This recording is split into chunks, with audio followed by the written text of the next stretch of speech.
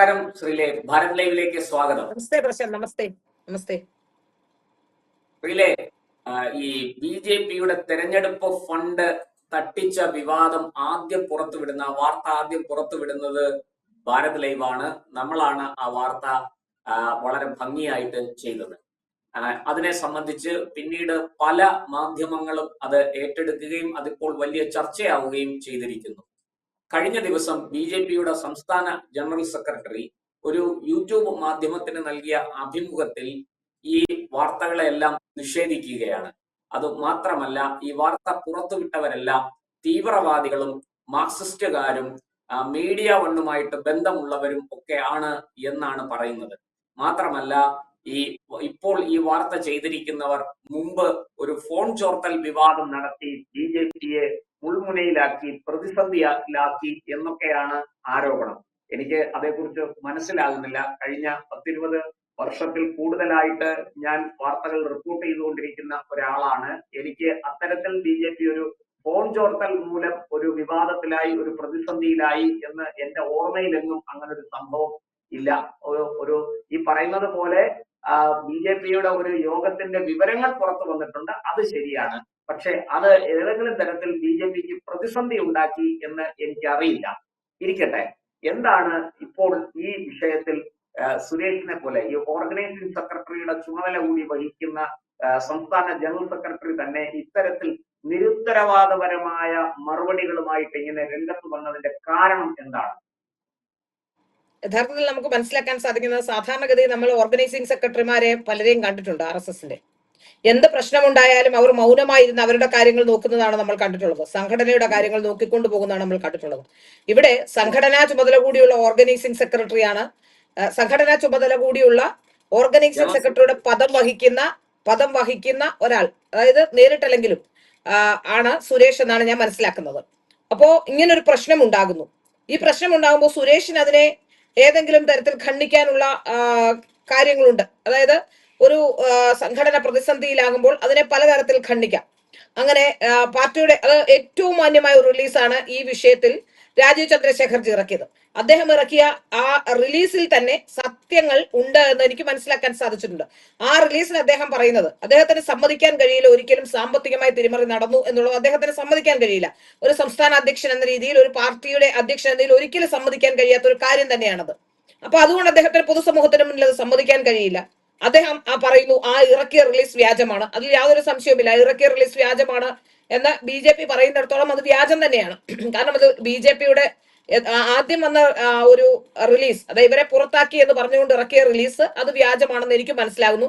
ഞാൻ ചെയ്ത 2 വാർത്തയിലും ഞാൻ പറഞ്ഞിട്ടുണ്ട്, BJP റിലീസ് ഇറക്കാൻ പ്ലാൻ ചെയ്തിരുന്നില്ല. ആദ്യഘട്ടത്തിൽ തന്നെ ഇവരെ പറയുന്നു എന്നുള്ളത് മാത്രമേ ഉണ്ടായിട്ടുള്ളൂ. അവരെ പൂർണ്ണമായും പാർട്ടിയിൽ നിന്ന് പുറത്താക്കിയിട്ടില്ല. ആ ക്ലാരിറ്റിയോടും വ്യക്തതയോടും കൂടി തന്നെയാണ് ഞാൻ ആ വാർത്ത റിപ്പോർട്ട് ചെയ്തിട്ടുള്ളത്. ഈ വാർത്ത റിപ്പോർട്ട് ചെയ്യാനുണ്ടായ സാഹചര്യം എന്താണ്? അത് മാത്രമല്ല, ആ റിലീസ് നമ്മൾ ഒരിക്കലും നമ്മുടെ വാർത്തകളിൽ എങ്ങും ആ റിലീസ് പ്രത്യക്ഷപ്പെട്ടിട്ടില്ല. നമ്മൾ അതിനെ സംബന്ധിച്ച് ഒന്നും തന്നെ പറഞ്ഞിട്ടില്ല. നമുക്ക് കിട്ടിയ വിവരങ്ങളുടെ അടിസ്ഥാനത്തിൽ BJP കേന്ദ്ര നേതൃത്വത്തിൽ നിന്ന് അടക്കം കിട്ടിയ വിവരങ്ങളുടെ അടിസ്ഥാനത്തിലേ നമ്മൾ വാർത്ത ചെയ്തിട്ടുള്ളൂ. ഈ സംസ്ഥാനം പുറത്തിറക്കിയ റിലീസുമായിട്ട് നമ്മുടെ വാർത്തകൾക്ക് ഒരു ബന്ധവും യാതൊരു ബന്ധവുമില്ല. ഇവിടെ തട്ടിപ്പും വെട്ടിപ്പും നടന്നു. 3 പേർക്കെതിരെ നടപടി എടുത്തു. ആ നടപടി ചുമതലകൾ സംഘടനാ ചുമതലയിൽ നിന്ന് ക്ലാരിറ്റി ഉണ്ട്. അതൊന്നുകൂടി നിങ്ങൾ കേട്ട ശേഷമേ ഇതിൽ എടുത്തു ചാടാൻ പാടുള്ളൂ എന്നാണ് പറയുന്നത്. സംഘടനാ ചുമതലകളിൽ നിന്ന് അവരെ മാറ്റി നിർത്തി. ആ സംഘടനാ ചുമതലകളിൽ നിന്ന് മാറ്റി നിർത്തിയ ശേഷം അവരോട് പണം തിരിച്ചടയ്ക്കാൻ പറഞ്ഞു എന്നാണ് ഞാൻ പറഞ്ഞിട്ടുള്ളത്. ഞാനല്ലാതെ എന്റെ ആദ്യ വാർത്ത മുതൽ നിങ്ങൾക്ക് നോക്കാം. 7-ാം തീയതി വൈകുന്നേരമാണ് ഞാൻ ഈ വാർത്ത സംപ്രേഷണം ചെയ്തത്. 7-ാം തീയതി ഉച്ചയ്ക്കാണ് ഈ സംഭവം നടന്നിട്ടുള്ളത്. ഈ സംഭവം നടന്ന ഉടനെ തന്നെയാണ് ഞാൻ ഈ വാർത്തയും റിപ്പോർട്ട് ചെയ്തിട്ടുള്ളത്. ഇതിൽ നിന്ന് വളരെ വ്യക്തമായിട്ട് എനിക്ക് ഇതിന്റെ കൃത്യമായ ഇൻഫർമേഷൻ ഉള്ളത് കൊണ്ട് തന്നെയാണ്, പൂർണ്ണ ഉത്തരവാദിത്വത്തോടു കൂടി തന്നെയാണ് ഞാൻ ഈ വാർത്ത റിപ്പോർട്ട് ചെയ്തത്. വാർത്ത റിപ്പോർട്ട് ചെയ്യുന്നതിന് മുമ്പുണ്ടായ സാഹചര്യം ഞാനൊരു സാഹചര്യം കൂടി പറയാം. ഏതാണ്ട് ഈ തെരഞ്ഞെടുപ്പ് കഴിഞ്ഞ് റിസൾട്ട് വന്ന ശേഷം ഒരു 2 ആഴ്ചക്കുള്ളിൽ തന്നെ ഞാൻ എന്റെ മാധ്യമങ്ങളിലൂടെ തന്നെ ഈ ഭാരത് ലൈവിന്റെ പ്ലാറ്റ്ഫോമിൽ തന്നെ നമ്മൾ അന്ന് ഒരു വാർത്ത ചെയ്തിരുന്നു. BJP-യിലെ PR നൽകിയതുമായി ബന്ധപ്പെട്ടുള്ള ഒരു വാർത്ത ചെയ്തിരുന്നു. ആ വാർത്തയിൽ ഞാൻ വ്യക്തമായി പറയുന്നുണ്ട്, ആ ദിവസം ഞാൻ വ്യക്തമായി പറയുന്നുണ്ട്, ചില അഴിമതികൾ നടത്തിയതിന്റെ രേഖകൾ എന്റെ കയ്യിൽ കിട്ടിയിട്ടുണ്ട് എന്ന് അന്ന് ഞാൻ പറയുന്നുണ്ട്. 20 ഇനി ഡേറ്റ് കൂടി പറഞ്ഞുതരാം. അതെ, 20/4/2026 മുതൽ ബാങ്കിൽ ഇനി എന്റെ കയ്യിൽ രേഖയില്ല, അല്ലെങ്കിൽ ഞാൻ പറയുന്നത് കള്ളമാണ് എന്ന് പറയാൻ ശ്രമിക്കേണ്ട. 20/4/2026 മുതൽ തുടങ്ങിയതാണ് ഈ പറയപ്പെടുന്ന രേഖകൾ, ഈ പറയപ്പെടുന്ന പണത്തിന്റെ തിരിമറി എന്ന് ഞാൻ വ്യക്തവും കൃത്യവുമായി പറയുന്നു. അപ്പോ ഇത് അതിനുശേഷം അടുത്ത കാലത്താണ് ഞാൻ മനസ്സിലാക്കുന്നത്, അതായത് ഈ രേഖകൾ ശേഖരിക്കാൻ അല്പം ബുദ്ധിമുട്ടുള്ള കാര്യമാണ്, ഇത്തരത്തിലുള്ള രേഖകൾ ശേഖരിക്കാൻ. ഏതായാലും ഈ വിവരങ്ങൾ ഞാൻ ശേഖരിച്ച് അവസാന ഘട്ടത്തിൽ എത്തുമ്പോഴാണ് ഈ വിഷയവുമായി ബന്ധപ്പെട്ട് സംസ്ഥാനത്ത് നടന്ന ഓഡിറ്റിൽ ചില ക്രമക്കേടുകൾ കണ്ടെത്തിയിട്ടുണ്ടെന്നും അത് കേന്ദ്ര നേതൃത്വത്തിന്റെ ശ്രദ്ധയിൽ സംസ്ഥാന ട്രഷററായ അഡ്വക്കേറ്റ് ഇ കൃഷ്ണദാസ് ഈ വിവരങ്ങൾ, അതായത് പാലക്കാട് നേരത്തെയുള്ള മുനിസിപ്പൽ വൈസ് ചെയർമാൻ ആയിരുന്നു അദ്ദേഹമാണ്, അല്ലാതെ പി കെ കൃഷ്ണദാസ് അല്ല. പലരും തെറ്റിക്കൊടുക്കുന്ന പി കെ കൃഷ്ണദാസ് എന്നാണ്. പി കൃഷ്ണദാസ് ആണ് ഈ വിവരങ്ങൾ കണ്ടെത്തുകയും അദ്ദേഹം കേന്ദ്ര നേതൃത്വത്തെ ധരിപ്പിക്കുകയും ചെയ്തിട്ടുണ്ട്. നടപടി ഉടനെ ഉണ്ടാകും എന്ന് വളരെ കൃത്യമായ ഇൻഫർമേഷൻ നമുക്ക് ലഭ്യമായിട്ടുള്ളത്. എനിക്ക് അദ്ദേഹവുമായി സംസാരിക്കാൻ കഴിഞ്ഞിട്ടില്ല. മാത്രമല്ല അദ്ദേഹം അത് തുറന്നു പറയാൻ, ഒരു പാർട്ടിയുടെ സംവിധാനത്തിൽ ഇരിക്കുന്നതുകൊണ്ട് അദ്ദേഹത്തിന് അത് തുറന്നു പറയാൻ കഴിയില്ല, അദ്ദേഹം തുറന്നു പറയില്ല. അതുകൊണ്ട് ഞാൻ അദ്ദേഹത്തെ വിളിച്ചിട്ടുമില്ല, അദ്ദേഹത്തോട് സംസാരിക്കാൻ ശ്രമിച്ചിട്ടുമില്ല. കാരണം എനിക്കറിയാമല്ലോ ഈ സംഘടനയുടെ സംവിധാനം എന്താണെന്ന് വ്യക്തമായി എനിക്കറിയുന്നത് കൊണ്ട് തന്നെ അതിന്, കാരണം മാത്രമല്ല തെളിവുകൾ എന്റെ കയ്യിലുള്ള കാലം ഇത് വളരെ കൃത്യമാണ് എന്ന് എനിക്ക് വ്യക്തമായും അറിയാം. അതുകൊണ്ട് തന്നെയാണ് ഞാൻ ഈ വിഷയത്തിൽ ഒരു സൂചനകൾ നൽകുക, ഈ വിവരങ്ങൾ വാർത്തയായി ജനങ്ങളുടെ മുന്നിൽ എത്തിക്കുക എന്നതിനപ്പുറത്തേക്ക് പാർട്ടിയെ തകർക്കാനും, എന്റെ ഒരു വാർത്ത കൊണ്ട് തകർന്നു പോകുന്നതല്ല കേരളത്തിലെ BJP എന്ന് എനിക്ക് വ്യക്തമായിട്ട് അറിയാം. അഴിമതിക്കാരെ പുറത്താക്കാൻ ആരെങ്കിലും ഏതെങ്കിലും തരത്തിൽ അഴിമതിക്കാരെ കുറിച്ച് വാർത്ത ചൂണ്ടിക്കാട്ടിയാൽ അതെല്ലാം പാർട്ടിയെ തകർക്കാനാണ്, അത് എന്നെ തകർക്കാനാണ്, പാർട്ടിയെ തകർക്കാനാണ്, അല്ലെ രാജീവ് ചന്ദ്രശേഖർജിയെ ലക്ഷ്യം വെക്കുന്നു എന്ന് പറയുന്നതിൽ ഒരു കാര്യവുമില്ല. ഈ വിഷയത്തിൽ 1% പോലും രാജീവ് ചന്ദ്രശേഖർജിക്ക് പങ്കില്ല. രാജീവ് ചന്ദ്രശേഖർജി സുരേഷ് പറയുന്നത് കേട്ടാണ് ചരിക്കുന്നത് എന്ന തരത്തിൽ സുരേഷിനോട് ആരോ പറഞ്ഞു കൊടുത്തിട്ടുണ്ടെങ്കിൽ ഞാനത് പറഞ്ഞിട്ടില്ല. സുരേഷ് തെറ്റിദ്ധരിപ്പിക്കുന്നു എന്നാ പറഞ്ഞിട്ടുള്ളത്. കേരളത്തിലെ എല്ലാ പ്രവർത്തകരെയും, ഞാൻ പറയുന്നതിൽ എന്തെങ്കിലും തെറ്റുണ്ടെങ്കിൽ കേരളത്തിലെ പ്രവർത്തകർക്ക് തിരുത്താം, കേരളത്തിൽ എല്ലാ പ്രവർത്തകരെയും ആരാണ് ഏതാണെന്ന് മനസ്സിലാക്കാനുള്ള പരിചയം രാജീവ് ചന്ദ്രശേഖർജിക്കില്ല. അദ്ദേഹത്തെ അവർ കൊള്ളില്ല, ഇവർ കൊള്ളില്ല, ഇവരാണ് നല്ലത്, അവരാണ് നല്ലത്, ഇവരാണ് ശരി, അവരാണ് ശരി എന്ന് പറഞ്ഞുകൊണ്ട് അദ്ദേഹത്തെ തെറ്റിദ്ധരിപ്പിക്കുന്നുവെന്ന് മാത്രമേ ഞാൻ പറഞ്ഞിട്ടുള്ളൂ. എനിക്കറിയാം രാജീവ് ചന്ദ്രശേഖർജിയുടെ മുകളിൽ കയറിയിരിക്കാനുള്ള ബുദ്ധിയോ ബോധമോ വിവരമോ ഏതെങ്കിലും തരത്തിലുള്ള സംഘടനാ സംവിധാനമോ ഏതെങ്കിലും തരത്തിലുള്ള ക്വാളിറ്റിയോ ഒന്നുമില്ലാത്ത ഒരാളാണ് സുരേഷ് എന്ന് വ്യക്തമായും കൃത്യമായും എനിക്കറിയാം. അതുകൊണ്ട് ഞാൻ വഴി, അഞ്ജന വഴി, ഞാൻ വഴി അത് രാജീവ് ചന്ദ്രശേഖറിലേക്കാണ് എത്തുന്നതെന്ന സംശയമൊന്നും സുരേഷ് ഇവിടെ പറയേണ്ട കാര്യമില്ല. അങ്ങനെയല്ല. എന്തുകൊണ്ടാണ് സുരേഷ് ഇപ്പോഴും അഞ്ജനയെ സംരക്ഷിക്കാനുള്ള നീക്കം നടത്തുന്നത്? സുരേഷ് പറയുന്നു, അവതാരകൻ ചോദിക്കുന്നുണ്ട്, നിങ്ങളാണ് ഗോഡ് ഫാദർ എന്ന് പറയുന്നുവെന്ന്. നിങ്ങളല്ല ഗോഡ് ഫാദർ എങ്കിൽ ഈ സംസ്ഥാന ഇലക്ഷൻ കമ്മിറ്റി ഓഫീസിന്റെ ചുമതല, സംസ്ഥാനത്തെ തെരഞ്ഞെടുപ്പ് 140 മണ്ഡലങ്ങളിൽ നടക്കുന്ന ഏറ്റവും പ്രധാനപ്പെട്ട നിയമസഭാ തെരഞ്ഞെടുപ്പിൽ, ആ തെരഞ്ഞെടുപ്പിൽ ഈ സ്റ്റേറ്റ് ഓഫീസിന്റെ ചുമതല ഈ സ്ത്രീക്ക് കൊടുക്കാനുള്ള ഇവരുടെ സംഘടനാപരമായ ശേഷി എന്താണെന്ന് സുരേഷ് വ്യക്തമാക്കട്ടെ. എന്നാണ് ഏതെങ്കിലും ഒരു സംഘടനയിൽ അല്പകാലം പ്രവർത്തിച്ചതാണോ? ആ സംഘടനയിൽ ഏതെങ്കിലും തരത്തിൽ മികവ് പുലർത്താൻ കഴിഞ്ഞിട്ടുണ്ടോ? ഒരു കൗൺസിലർ ആയെങ്കിലും ജയിച്ചിട്ടുണ്ടോ? എന്ത് മികവിന്റെ അടിസ്ഥാനത്തിലാണ് സ്റ്റേറ്റ് ഓഫീസിന്റെ മുഴുവൻ പണം, മുഴുവൻ കാര്യങ്ങളും ചെലവാക്കാനും മുഴുവൻ കാര്യങ്ങളും നോക്കാനുമുള്ള ചുമതല അവർ നേരത്തെ ഏതെങ്കിലും ഇലക്ഷന്റെ ഏതെങ്കിലും ഒരു ഓഫീസ് മാനേജ് ചെയ്തിട്ടുണ്ടോ? ചോദിക്കുന്നതിന് മറുപടി പറയേണ്ടതല്ലേ? അതിന് ഉടൻ പറയുന്നത്, എനിക്ക് കേരളത്തിൽ ഉടനീളം ആൾക്കാരുണ്ട്, എന്റെ ഫോണിൽ 18,000 ആണോ 1,800 ആണോ അത്ര അങ്ങാണ്ട് കോണ്ടാക്ട് ഉണ്ട്, ആ കോണ്ടാക്ട് ഉള്ളവരെ എല്ലാം എനിക്ക് വ്യക്തിപരമായി അറിയാമെന്ന്. അപ്പോഴും ഒരു ചോദ്യമുണ്ട് സുരേഷിനോട്. ശരി, നിങ്ങൾക്ക് വ്യക്തിപരമായി അറിയാമെങ്കിൽ നിങ്ങൾ ഫോൺ എടുക്കാറുണ്ടോ? കേരളത്തിലെ പ്രവർത്തകർ എന്നും കേരളത്തിലെ പ്രവർത്തകർ സുരേഷ് ഫോൺ എടുക്കില്ല എന്നാണ് പറയുന്നത്. അവർ മറ്റൊരു കാര്യം കൃത്യമായി പറയുന്നുണ്ട്, VV രാജേഷ് എപ്പോ ഏത് അർദ്ധരാത്രിക്ക് വിളിച്ചാലും ഫോൺ എടുക്കും, ഇല്ലെങ്കിൽ തിരിച്ചു വിളിക്കുമെന്ന്. അപ്പൊ പ്രവർത്തകർ പറയുന്നത് കള്ളമല്ല. അവർ VV രാജേഷിന്റെ കാര്യം പറയുമ്പോ തീർച്ചയായും സുരേഷിനെ മാത്രമായി ഇഴത്തി കാണിക്കാൻ ശ്രമിക്കില്ലല്ലോ. ഇന്നലെയും എന്നോട് 1-2 പേർ വിളിച്ചു പറഞ്ഞു ഇയാൾ ഫോൺ എടുക്കില്ല എന്ന്. അത് പാർട്ടിയുടെ ചുമതലയുള്ളവർ, സാധാരണക്കാരല്ല പറയുന്നത്. അപ്പൊ ഞാൻ വലിയ സംഭവമാണെന്നും ഞാൻ മഹാസംഭവമാണെന്നും പറഞ്ഞുകൊണ്ട് എന്നെ നേരത്തെയും ടാർഗറ്റ് ചെയ്തിട്ടുണ്ട് എന്ന്. BJPയുടെ ജില്ലാ പ്രസിഡന്റായി സുരേഷ് ഇരുന്ന കാലത്തും സുരേഷിനെതിരെ അഴിമതി ആരോപണം ഉയർന്നിട്ടുണ്ട്. ഒരു സംഘടനയിൽ ഒരു വ്യക്തിക്കെതിരെ അഴിമതി ആരോപണം വരുമ്പോൾ എങ്ങനെയാണ് അത് സംഘടനയെ ഇല്ലാതാക്കാനാണെന്നുള്ള സംശയം ഉണ്ടാക്കുന്നത്? ഇന്നലെ ആ ഇന്റർവ്യൂവിൽ, അത് എന്നെ ടാർഗറ്റ് ചെയ്തുകൊണ്ട് മാത്രം നടത്തിയ ഒരു ഇന്റർവ്യൂ ആണ്. ആ ഇന്റർവ്യൂവിൽ അവതാരകനും അതുപോലെ തന്നെ അവതാരകനോട് പറഞ്ഞു ചോദിപ്പിച്ചാണോ എന്ന് എനിക്കറിയില്ല, അവതാരകനും അതുപോലെ തന്നെ സുരേഷും അതിൽ വളരെ പ്രധാനമായും ഇത് സംഘപരിവാർ അനുകൂലികളെന്ന് പറഞ്ഞു നടക്കുന്നവരാണല്ലോ.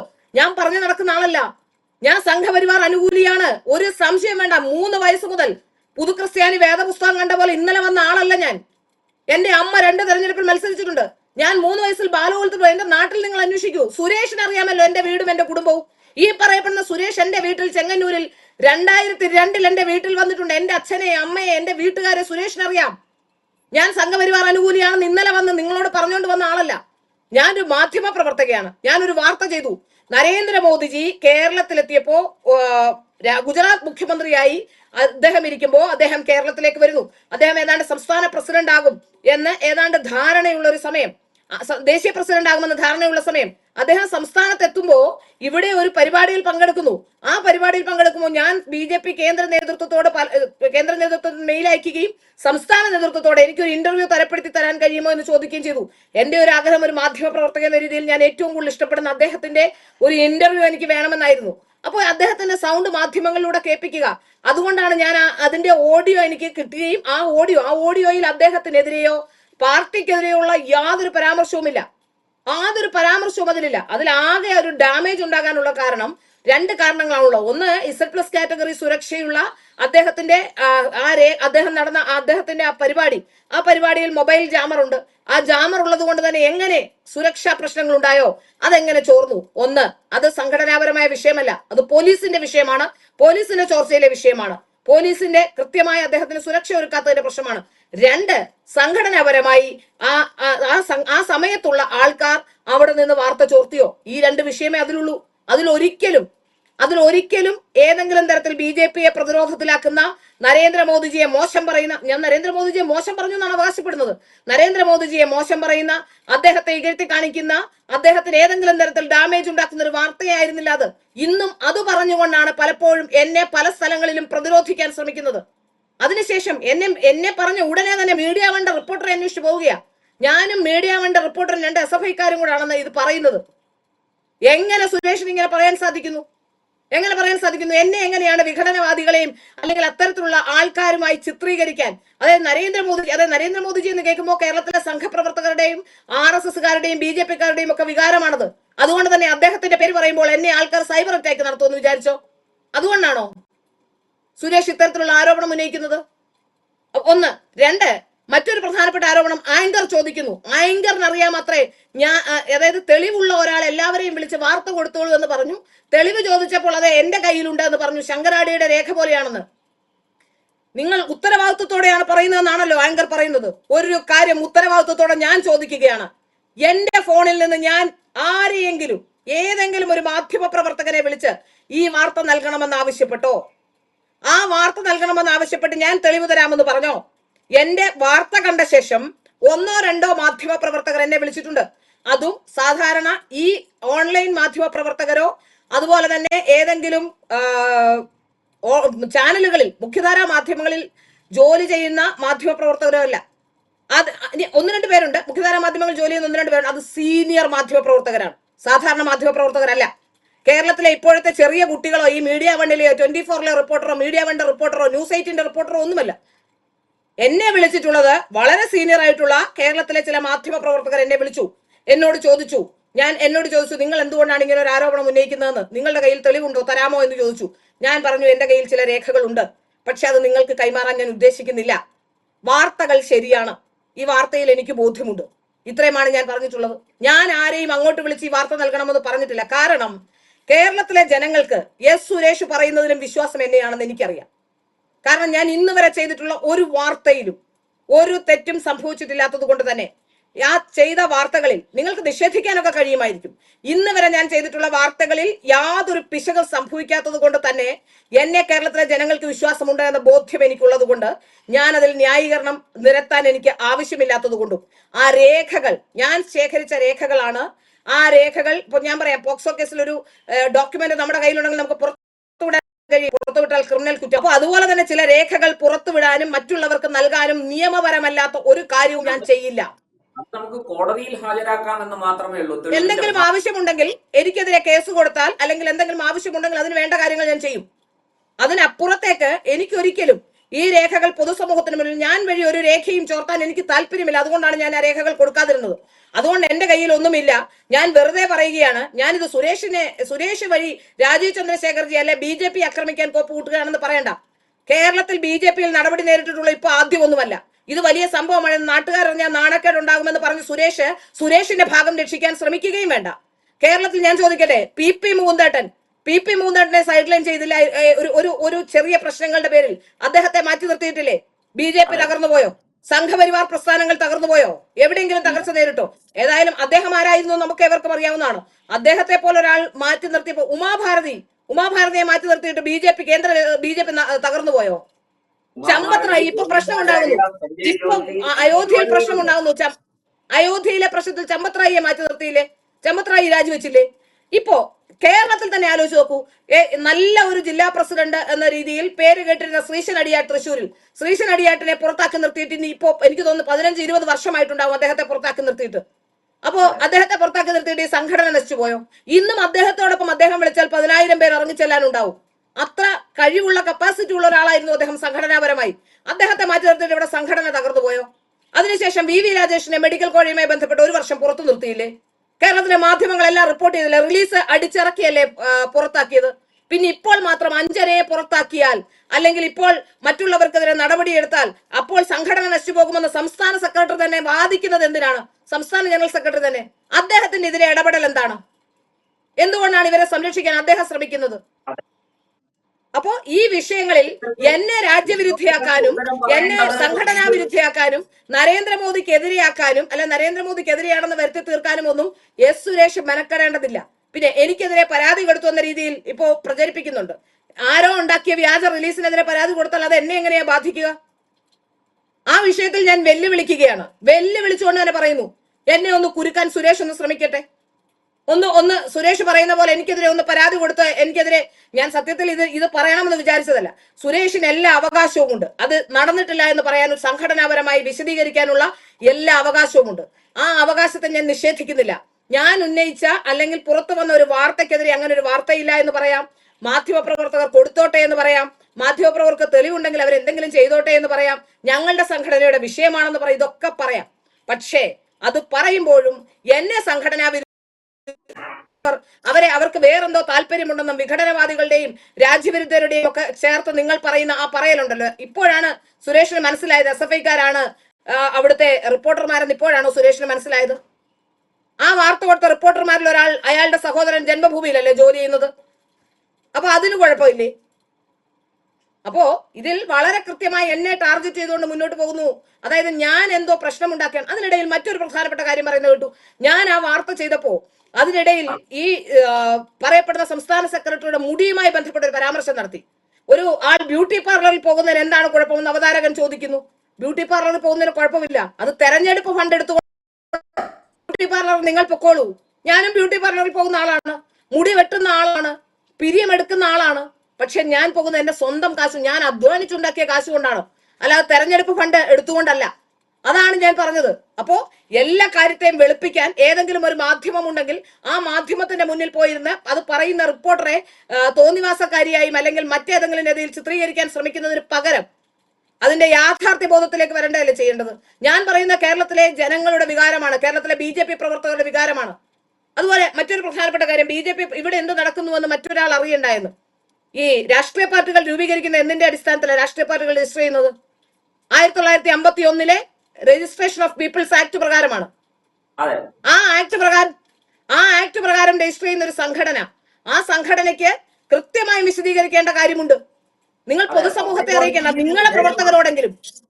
പാർട്ടികളെല്ലാം പബ്ലിക് ഓഡിറ്റിംഗിന് വിധേയരാകേണ്ടതാണ്. തീർച്ചയായും വേണം. പിന്നെ എങ്ങനെയാണ് ഇത് പറയാൻ സാധിക്കുക? നിങ്ങൾ പുറത്താക്കിയെന്നോ പുറത്താക്കിയില്ല എന്നുള്ളതോ സംഘടനാപരമായ വിഷയമാണ്. അച്ചടക്കം സംഘടനയുടെ പ്രശ്നമാണ്. ആ ഇന്റർവ്യൂ കണ്ടാൽ വളരെ കൃത്യമായി തന്നെ ആ ഇന്റർവ്യൂവിൽ ഒന്നും പറയാനില്ല സുരേഷിന്റെ. സുരേഷ് ഇങ്ങനെ വഴുതി നിൽക്കുകയാണ്. അതെനിക്ക് വ്യക്തമാണ്. സത്യം പറഞ്ഞാൽ ഞാൻ ഈ ഇന്റർവ്യൂ കാണാറില്ല. എനിക്ക് സുരേഷിന്റെ ഇന്റർവ്യൂ കാണാൻ ഞാൻ സാധാരണ നോക്കാറില്ല. കാരണം എന്താണെന്ന് വെച്ചാൽ എനിക്ക് സുരേഷിനെ 25 വർഷമായി അറിയാം, വ്യക്തിപരമായി അറിയാം. അതുകൊണ്ട് തന്നെ സുരേഷ് പറയുന്നതിലെ കപടത വ്യക്തമായിട്ട് എനിക്കറിയാം. സുരേഷ് എന്ത് പറയും എന്ന് വരെ എനിക്ക് മനസ്സിലാക്കാൻ സാധിക്കും. അതുകൊണ്ട് തന്നെ ഞാൻ സത്യത്തിൽ ഈ ഇന്റർവ്യൂ കാണാറില്ല. ആരെങ്കിലും ഇത് അയച്ചു തരുമ്പോൾ മാത്രമാണ് ഞാൻ ഇത് കാണുന്നത്. ഇന്നലെയും വ്യത്യസ്തമല്ല. കഴിഞ്ഞ ദിവസം മിനിഞ്ഞാന്നിറങ്ങിയ ഇന്റർവ്യൂ കണ്ടിട്ടില്ല. ആ ഇന്റർവ്യൂ ഞാൻ കാണാതിരിക്കുമ്പോൾ ഇന്നലെ ഒരാൾ എനിക്ക് അയച്ചു തന്നിട്ട് ഞാൻ പറഞ്ഞു എനിക്കിത് കാണാൻ താല്പര്യമില്ല എന്ന് പറഞ്ഞപ്പോൾ അവർ പറഞ്ഞു ഒന്ന് കണ്ടു നോക്കൂ എന്ന് പറഞ്ഞതിന്റെ അടിസ്ഥാനത്തിലാണ് ഞാൻ ഇന്റർവ്യൂ കാണുന്നത്. അപ്പോഴാണ് എനിക്ക്, അല്ലെങ്കിൽ ഞാൻ അറിഞ്ഞിട്ടില്ല ഈ പരാമർശം എനിക്കെതിരെ ഉണ്ടെന്ന്.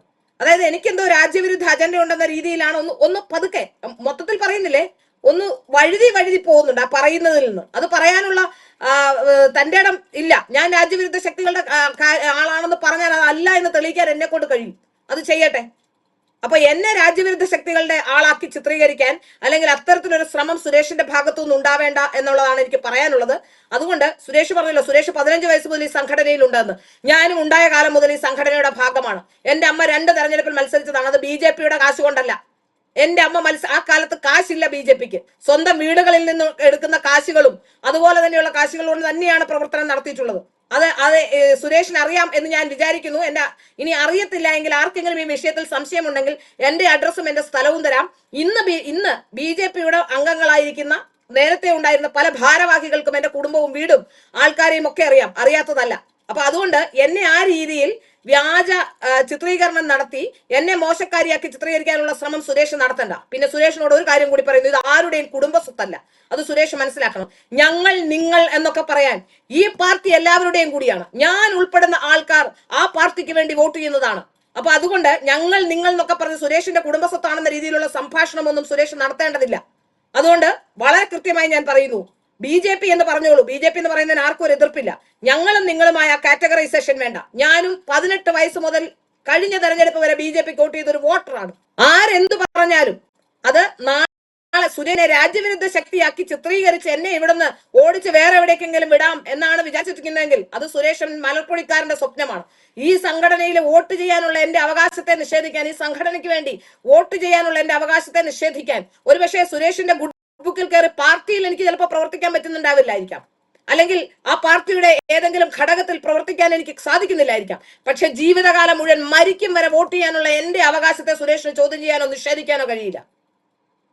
അപ്പൊ സുരേഷ് അങ്ങനെ വിചാരിക്കുന്നുണ്ടെങ്കിൽ ഇങ്ങനെ പലരെയും പുകച്ച് പുറത്ത് ചാടിച്ചിട്ടുണ്ട് പലപ്പോഴും. പലരും ഇങ്ങനെ ഇത്തരം ആരോപണം ഉന്നയിക്കുമ്പോ പലരും ഇതങ്ങ് പുറത്തു പോകും. ഈ വിഷമങ്ങളും പ്രയാസങ്ങളും സഹിച്ചുകൊണ്ട് പലരും പുറത്തു പോകും. അത്തരത്തിലുള്ള നീക്കമാണ് നടത്തുന്നെങ്കിൽ അത് സുരേഷ് നടത്തേണ്ടതില്ല. അതുകൊണ്ട് തന്നെ സുരേഷിന്റെ വീട്ടിലേക്കല്ല ഞാൻ വരുന്നത്. ഈ സംഘടനയുടെ ഭാഗമായി, ഈ സംഘടനയുടെ ഈ പാർട്ടിയുടെ ഒരു മെമ്പറായി, അടിസ്ഥാനപരമായി ഈ പാർട്ടിയോടൊപ്പം ചേർന്ന് നിന്നിട്ടുള്ള ഒരാളാണ് ജീവിതകാലം മുഴുവൻ. ഒരു വാർത്ത, 1 or 2 വാർത്ത ഞാൻ BJP-ക്ക് എതിരെയോ അല്ലെങ്കിൽ ഏതെങ്കിലും ഈ കള്ളത്തരത്തിനെതിരെ, BJP-ക്ക് എതിരെ എന്ന് പറയാൻ കഴിയില്ല, കള്ളത്തരത്തിനെതിരെ ചെയ്യുമ്പോൾ ഈ രാജ്യത്തെ ദേശഭക്തിയുള്ള 100 കണക്കിന് ആൾക്കാർ എന്റെ ചാനൽ കാണുന്നുണ്ട്. എന്റെ ചാനൽ കാണുന്നവർക്കറിയാം ഞാൻ എന്താണ് പ്രൊമോട്ട് ചെയ്യുന്നതെന്ന്. അപ്പൊ അതുകൊണ്ട് ഏതെങ്കിലും ഒരു സംസ്ഥാന സെക്രട്ടറി ഇളക്കി വിട്ട് എന്നെ മഞ്ഞപ്പത്രക്കാരി എന്ന് വിളിക്കാനോ അല്ലെങ്കിൽ അത്തരത്തിലുള്ള തോന്നിവാസം സുരേഷ് കയ്യിൽ വെച്ചാൽ മതി. ഒരു തരത്തിലും അതിനെ ഞാൻ അംഗീകരിക്കില്ല. ഇനി സുരേഷിന് ഇന്റർവ്യൂ നടത്തണമെങ്കിൽ സുരേഷ് ഈ ഇന്റർവ്യൂ ഒക്കെ കൊടുക്കുന്നുണ്ടല്ലോ, ഒരു 1/2 മണിക്കൂർ എന്റെ സ്റ്റുഡിയോയിലേക്ക് വാ, നമുക്ക് നേരിട്ട് തെളിവുകളുടെ അടിസ്ഥാനത്തിൽ സംസാരിക്കാം. അതും കൂടി ഞാൻ പറയുകയാണ്. സുരേഷിനെ പറ്റുമെങ്കിൽ വരട്ടെ. BJP-യുടെ ഭാരവാഹി ഇപ്പോൾ ഈ ഓർഗനൈസിംഗ് സെക്രട്ടറിയുടെ ചുമതല കൂടി വഹിക്കുന്ന ജനറൽ സെക്രട്ടറി അഡ്വക്കേറ്റ് സുരേഷ് ഇതൊരു വെല്ലുവിളിയായിട്ട് തന്നെ എടുക്കുക. നേരിട്ട് ഭാരത് ലൈവിന്റെ സ്റ്റുഡിയോയിലേക്ക് വന്ന് ഇത് സംബന്ധിച്ച ചർച്ചയിൽ പങ്കെടുക്കുക. ഭാരത് ലൈവ് ഹാജരാക്കുന്ന തെളിവുകൾക്ക് കൃത്യമായ മറുപടി നൽകുക. അതാണ് ചെയ്യേണ്ടത്. അല്ലാതെ ഇരുട്ടത്ത് മറഞ്ഞിരുന്ന് കല്ലെറിയുന്ന പരിപാടി പോലെ ഇത്തരത്തിൽ ഏതെങ്കിലുമൊക്കെ ചാനലുകളിൽ വന്നിരുന്ന് ഉണ്ടയില്ല വെടി പൊട്ടിക്കുകയല്ല ചെയ്യേണ്ടത് എന്ന് മാത്രം പറഞ്ഞുകൊണ്ട് അവസാനിപ്പിക്കുന്നു. നന്ദി, നമസ്കാരം.